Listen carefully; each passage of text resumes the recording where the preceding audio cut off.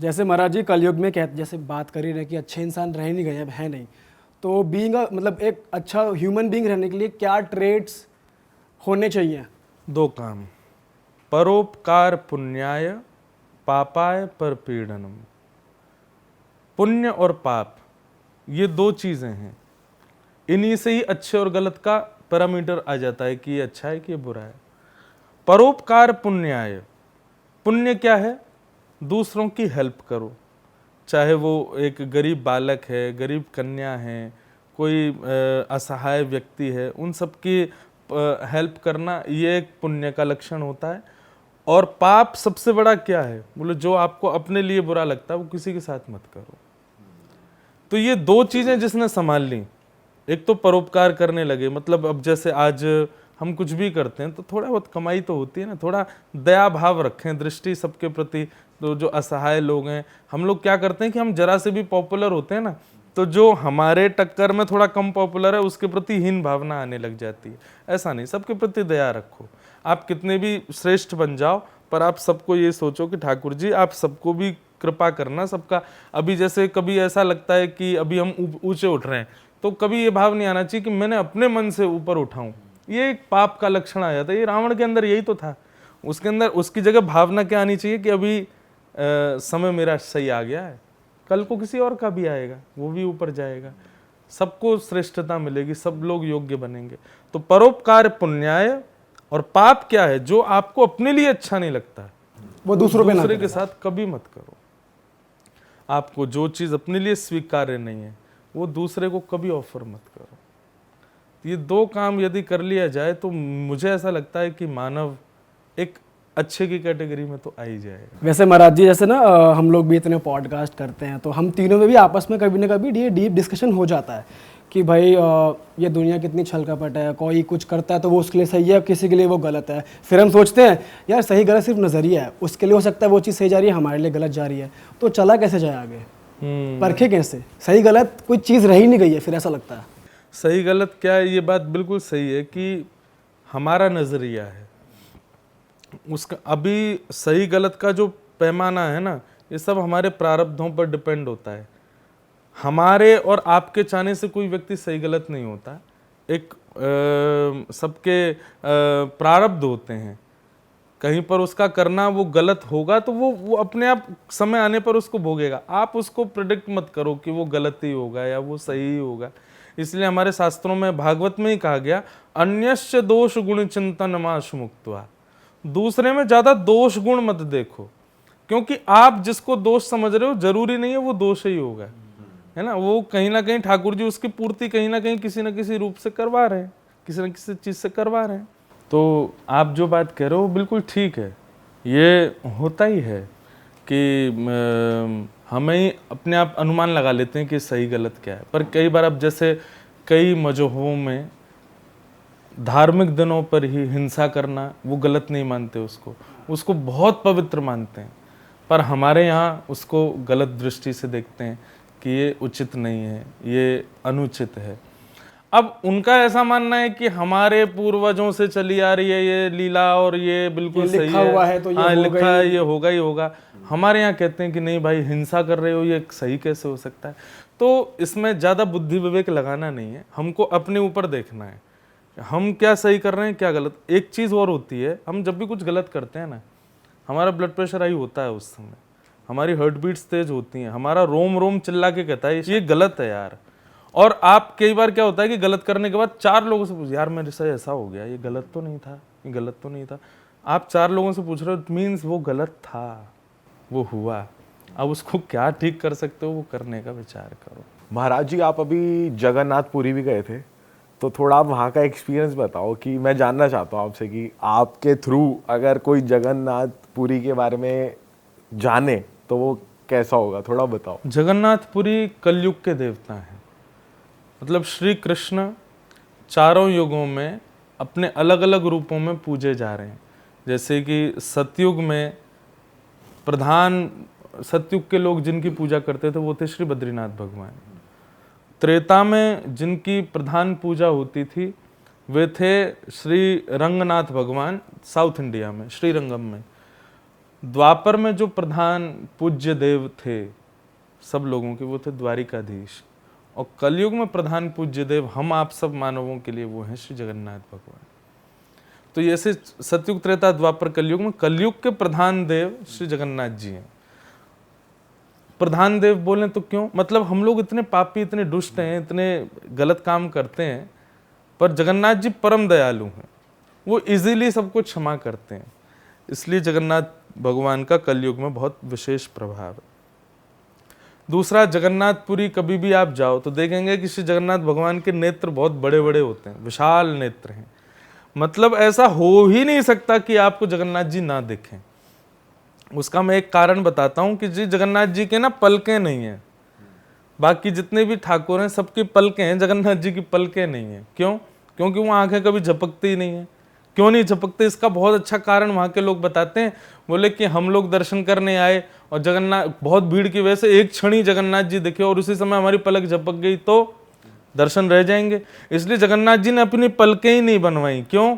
वो पलक झपक के मुझे ना देख पाए, मैं उसको देखता रहूंगा, मेरी आंखें खुली रहेंगी, वो भले ही मुझे नहीं देख पाए लेकिन मेरी दृष्टि में तो वो आ ही जाएगा। तो ऐसे श्री जगन्नाथ जी, जगन्नाथ जी बड़े प्यारे देवता हैं। कलयुग में व्यक्ति को हर वर्ष का एक नियम बनाना चाहिए कि हर साल में एक बार तो जरूर जाए जगन्नाथपुरी। जगन्नाथपुरी की दूसरी बात यह है कि जगन्नाथपुरी में दर्शन से भी ज्यादा महत्व है वहां के प्रसाद का।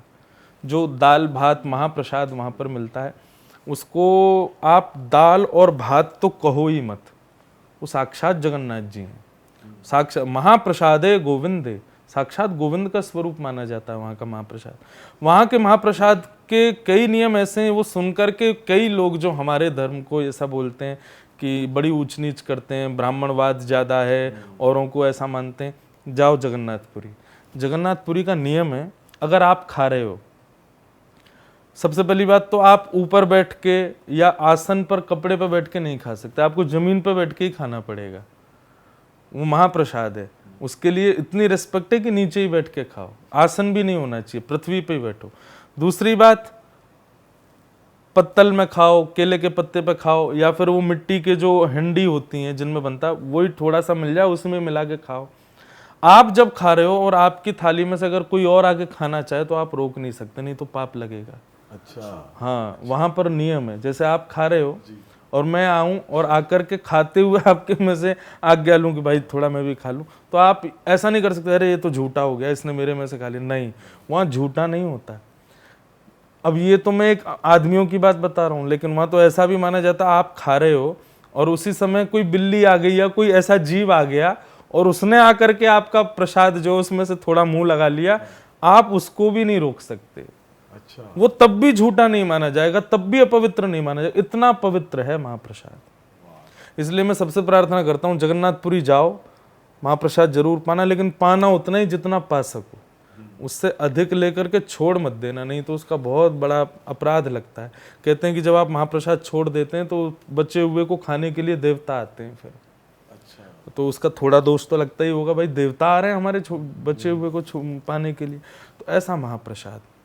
दूसरी बात, व्यक्ति के अंदर कोई अवगुण है, सब जानते हैं मेरे अंदर अवगुण क्या है, मेरे अंदर कमी क्या है, उस कमी को लेके दिमाग में बैठो कि मुझे ये ठीक करनी है, मुझे अब इसको करना है, मैं इससे ठीक नहीं कर पा रहा, और ये दिमाग में लेके तब आप महाप्रसाद पाओ। जितने दिन जगन्नाथपुरी में रहो बाहर तो खाना ही नहीं है, महाप्रसाद ही पाओ। वो महाप्रसाद एक औषधि की तरह, दवाई की तरह काम करेगा और वो जो आपका अवगुण है उसको ठीक करेगा। तो ऐसा ये महाप्रसाद है जगन्नाथपुरी का। वो खाने से आपके पाप भी कटेंगे जो आपने पाप करे हैं। निश्चित। और ऐसा भी है कि सिर्फ इसी जन्म के नहीं, जो जैसे पास्ट हाँ, के पाप मतलब जो लाइक होते हैं। अभी क्या होता है कि कलयुग ना एक क्लोजर है, मतलब दुकान बंद हो रही है, तो इसमें क्या होता है कि महंगी से महंगी वस्तु भी सस्ती कर दी जाती है। जैसे दुकान बंद होने के समय अगर आपका समझाने का तरीका बहुत अच्छा है ये। तो कलयुग जो है ना, इसमें दुकान बंद हो रही है, तो इसमें ठाकुर जी क्या करते हैं, ठाकुर जी को जरा सा दिखता है ना, बेचारे ने इतना सा कुछ किया है, ठीक है यार करो, सब खत्म करो, इसके पुराने आगे पीछे जितने सब कर दो, पर संकल्प। अब एक और चीज जो बहुत विशेष बात, जो लोग सोचते हैं कि कलयुग में ऐसा करने से पूर्व के भी पाप खत्म हो जाते हैं, तो ऐसा कर लो, पर कब, आपको संकल्पित होना पड़ेगा। कि अभी मेरे सब खत्म करो, मैं वचन देता हूँ आगे नहीं करूँगा, नहीं तो फिर सारे चोर जाएंगे, सारे डकैत वहीं बैठे रहेंगे, जगन्नाथपुरी महाप्रसाद पाते रहेंगे, बोले लो अभी तो सारे खत्म करो, अब कल अगली करेंगे, फिर तो ऊपर से फिर खा लेंगे। ऐसा नहीं, आपको संकल्पबद्ध होना पड़ेगा। हे जगन्नाथ महाप्रभु, मैं आपको वचन देता हूँ, आप मेरे सारे आर्तों को नष्ट कर दो, मैं जीवन में दोबारा ऐसा नहीं करूँगा। और ये वचन दे करके जब आप पाओगे तब वो प्रभावशाली होगा। तो जगन्नाथपुरी में दर्शन का महत्व है, जगन्नाथपुरी में महाप्रसाद का महत्व है, जगन्नाथपुरी में ध्वजा जी का महत्व है। जो ध्वजा वहाँ पर जो ठाकुर जी की ध्वजा है उसका भी बड़ा, उसका भी दर्शन, उसके नीचे नील चक्र है मंदिर में, ध्वजा जी के नीचे। अब मुझे इतना ज़्यादा तो नहीं पता, बट जितना मैंने सुना वो बताऊं। वो नील चक्र कहते हैं कि आज विश्व का सबसे खरबपति व्यक्ति भी अगर उसको खरीदना चाहे तो उसका मोल लगा के उसको खरीद नहीं सकता, इतना महंगा है वो। जो जगन्नाथ जी का नील चक्र है, पर किस धातु का उसको बताते हैं, वो इतना महंगा है और इतना वजनदार है कि अगर वो कभी भगवान ना करे, कभी नील चक्र अगर नीचे आ भी गया तो ना जाने कितनी तबाही अपने नीचे कर देगा। विशाल है, बहुत भारी है, और उसका जो रकम, उसके अगर कभी उसका रेट लगाया जाए तो रेट इतना होगा कि इस वक्त का सबसे अमीर व्यक्ति अपने पूरे कमाई से भी उसको नहीं खरीद सकता, ऐसा वो नील चक्र है। हमारे यहाँ वृंदावन में एकादशी होती है। पिछली बार जब आपके पॉडकास्ट में आया था तो मेरी एकादशी थी, तो एकादशी के दिन व्रत करते हैं हम कृष्ण उपासक। पर जगन्नाथ और ऐसा मानते हैं कि एकादशी के दिन अन्न पाने से आपके पाप जो आपने कहीं पुण्य करके खत्म किए होंगे ना, वो भी प्रकट हो जाते हैं अगर एकादशी के दिन आपने अन्न खाया तो।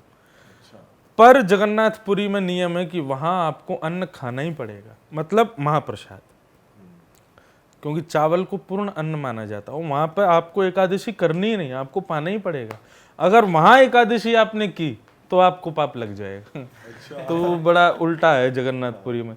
इसलिए वहां स्कंद पुराण में तो लिखा है कि एकादशी के दिन, मतलब व्रत वाले दिन, वैष्णवों यदि अगर आप जगन्नाथपुरी में हो तो उस दिन और दिन से दुगना खाओ, ज्यादा खाओ, तब आपके पाप खत्म होंगे। तो मतलब वहां पर वो क्या है, ऐसा लगता है कि बड़े ना कलयुग फ्रेंडली देव हैं हमारे। हाँ, मतलब जगन्नाथ जी, लाइक जैसे अभी हम लोग इजी हो जाते हैं अपने फ्रेंड, अरे यार ठीक है तेरे लिए सब क्षमा। हाँ, सीएम कभी इजी हो जाए, पीएम इजी हो जाए, तो ऐसा कह लो कि कलयुग में जगन्नाथ भगवान इजी हो गए। अरे यार ठीक है, चल इतना कर ले, ठीक है सब हो जाएगा। तो बोले कलयुग फ्रेंडली देव है जगन्नाथ जी। महाराज जी हमारे यहाँ पे ना जगन्नाथपुरी से ही आए थे कोई, तो उन्होंने हमें बताया था, सुन के बड़ा बुरा लगा था कि जैसे भविष्य मल्लिका में लिखा हुआ है कि 2026 का जो टाइम होगा वो काफ़ी बुरा होगा और ओडिशा पूरा जगन्नाथपुरी बेसिकली डूब जाएगा। तो आपकी क्या देखो, मैंने भी ये बात बहुत बार सुनी है, बाकी हम और आप बैठे हैं, अभी देखते हैं 1-2 साल में ही आ रहा है। जिन्होंने भी उसको लिखा है और जिनकी भी वो भावना है उसको मैं प्रणाम करता हूँ। पर हमारे यहाँ कहते हैं कि जो 6 चीज़ें जानता है उसको भगवान कहते हैं। उसमें 2 चीज़ें क्या है, उत्पत्ति प्रलयम चैव, विश्व कब बनेगा और कब खत्म होगा, ये 2 बातें जिसको पता है। दूसरी बात, भूतानाम अगति गति, किस काम को करने में आपको सफलता मिलेगी और असफल होगे, ये 2 बातें जो जानता है। वेत्ति विद्याम अविद्याम च, जो सही और गलत, व्यक्ति गया तो है माला लेकर के भगवान को प्रणाम करने के लिए, लेकिन उसकी भावना सही है कि गलत, ये 6 बातें जो जानता है। उत्पत्ति कब होगी, प्रलय कब होगा, व्यक्ति की कहाँ सगति होगी, कहाँ दुर्गति होगी, व्यक्ति के हृदय में सद भावना है कि असद भावना, ये 6 बातें जो जानता है उसको भगवान कहते हैं। अगर ऐसा कह रहे हैं कि इतने दिन बाद पृथ्वी खत्म हो जाएगी तो फिर वो तो भगवान हो गए ना। इसलिए उनको मैं प्रणाम करता हूँ, उनकी भावनाओं को भी मैं प्रणाम करता हूँ कि उन्होंने जो भी लिखा है। परंतु ये केवल ईश्वर जानता है कि पृथ्वी कब नष्ट होगी। कोई व्यक्ति कह दे, दुनिया का कोई इंसान कह दे कल ऐसा हो जाएगा, ठाकुर जी यही तो करते हैं, कर तुम अन्नत, अच्छा बेटे पूरी दुनिया लगी तो फिर होने ही नहीं देंगे उसको। उनका मूड है, वो कब बदल जाए क्या पता। तो महाराज ये भविष्यवाणी पे विश्वास नहीं रखते? नहीं, मैं ऐसा नहीं कह रहा कि मैं विश्वास नहीं करता, पर मेरा मानना ऐसा है, आप किसी का कल बता सकते हो पर किसी का अंत नहीं बता सकते। अंत तो उसी के हाथ में है। अंत को ठाकुर जी ही अपने हाथ में रख के चलते हैं, उसको कोई व्यक्ति नहीं कर सकता है। जाको राके साइया मार सके ना कोई, बाल ना बांका कर सके जो जग बैरी हो। कोई अगर आदमी इनकी अगर मेरी अगर आपकी अगर हमारी मृत्यु नहीं है ना, तो अभी पूरी बिल्डिंग गिर जाए नीचे, हम फिर भी बच के निकल आएंगे। और हमारी मृत्यु है तो बाथरूम में जाके साबुन पैर के नीचे आ जाए तो मर जाएंगे। तो ठाकुर जी अंत डिसाइड करते हैं, किसी व्यक्ति से नहीं हो पाएगा। महाराज जी एक बात बताइए, हमारी बहुत इंटरेक्शन होती है एस्ट्रोलॉजर्स से, और मोस्टली लोग ग्रहों के हिसाब से पूरा लाइफ चार्ट आपका बता देते हैं, पर मैं ये पूछना चाहता हूँ कि जो लोग भक्ति करते हैं, जो लोग किशोरी जी के भक्त हैं, ठाकुर जी के भक्त हैं, क्या भक्ति करने से आपके स्टार्स बदल जाते हैं, या जो आपको भोगना है वो कम हो जाता है, या आपकी रेखाएं बदल जाती हैं, ऐसा होता है? आई वुड लाइक टू से वन थिंग, भक्ति एनेस्थीसिया का इंजेक्शन है। उसके बाद क्या होता है, वो लग जब गया तो आप सुन्न हो जाओगे। सुन्न मतलब फिर ग्रह अपने काम करते रहेंगे, बुरा करना है अच्छा करना है जो भी, आप सम ही रहोगे। आपको अच्छे में ज्यादा खुशी सी भी नहीं होगी और बुरे में ज्यादा दुखी भी नहीं होगे। कृष्ण ग्रह ग्रहित आत्मा, क्योंकि आपके ऊपर फिर कृष्ण ग्रह आ गया, श्री किशोरी जी का ग्रह चल रहा है अभी ऊपर। फिर सारे ग्रह आपके देह को जो जो प्रारब्ध भोगने वो तो करते रहेंगे, पर आपको फील कम होगा।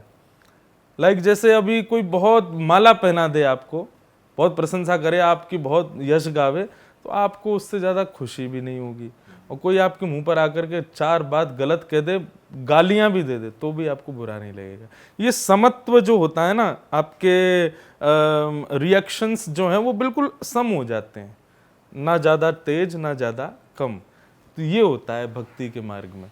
अगर आप भक्त अपने आप को कह रहे हो, प्रशंसा से बड़े खुश हो रहे हो, और किसी के गलत कहने पर जो है लड़ने पर आतुर हो रहे हो, क्षमा कीजिए, अभी भक्ति का इंजेक्शन लगा ही नहीं है। एनेस्थीसिया लगने के बाद तो फिर चाकू लगते ही फिर वो फील ही नहीं होना चाहिए। वो पार्शियल एनेस्थीसिया उतर जाता है जो। बिल्कुल।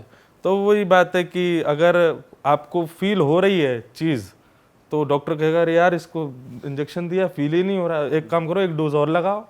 तो मतलब अभी आपको और डोजेस की आवश्यकता है। अगर आपको अपमान और सम्मान दोनों में आपको फर्क लगता है और आपके मन पर इफेक्ट होते हैं, तो यही बात है। भक्ति आने के बाद ग्रह अपने काम करते रहते हैं, पर आप समत्व रहते हो, आपको ज्यादा फर्क नहीं। ये एनलाइटनमेंट ही कह सकते हैं। बिल्कुल कह सकते हैं। अभी मैं नाम लेना चाहूंगा बड़े भाव से, हमारे वृंदावन के पूज्य श्री प्रेमानंद जी महाराज जी डायलिसिस पर रहते हैं। एट द टाइम जब वो लोगों से मिल रहे होते हैं, उस समय भी उनको पीड़ा, पर आप कभी फील नहीं कर सकते उनको देख के। मैं उनका नाम इसलिए ले रहा हूं क्योंकि आज उनको सब जानते हैं, पर हमारे वृंदावन में ऐसे कई महात्मा हैं, वो कई पीड़ाओं में रहते हैं, पर उनके रूप में कभी आपको फील नहीं होगी कि ये पीड़ा में है।